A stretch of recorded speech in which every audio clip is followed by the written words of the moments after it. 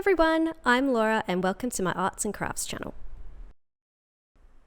This week I decided to get all of my leftover paint mixes from my previous pours, put them all together and see what happens.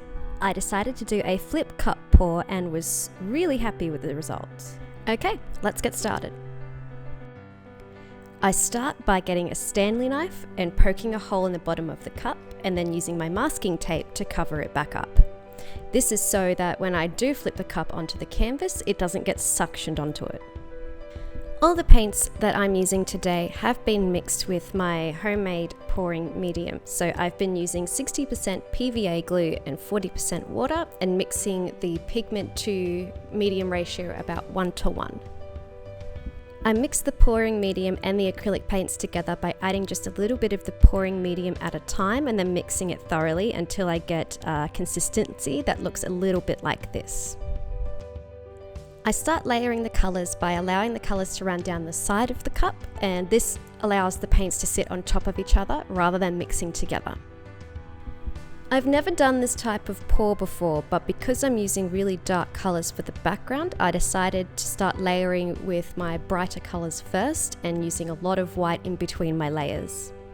So far I've used titanium white, aqua and primary blue. This is a Quinacridone magenta and deep violet mix.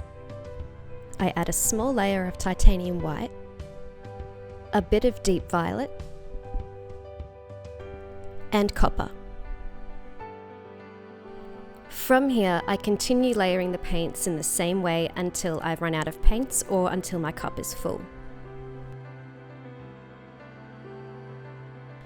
Once that's done, I used my leftover Mars Black to create a background or a base for my flip cup pour.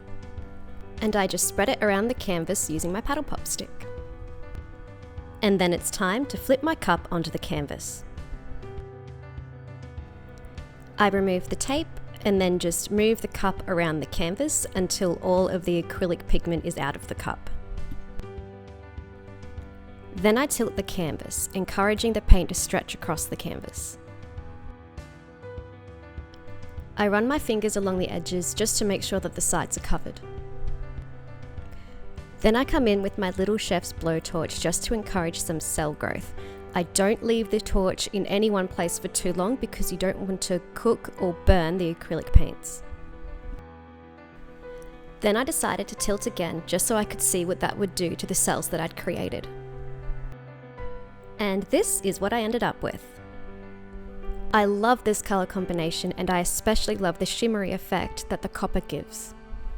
When working with acrylic paints, especially if you're using cheaper pigments, you need to be mindful that there is always a color shift. So when the paints actually dry, they usually dry darker than what you see when you use them when they're wet. Anyway, that's the end of this video. Please like and subscribe if you like, and thanks for watching.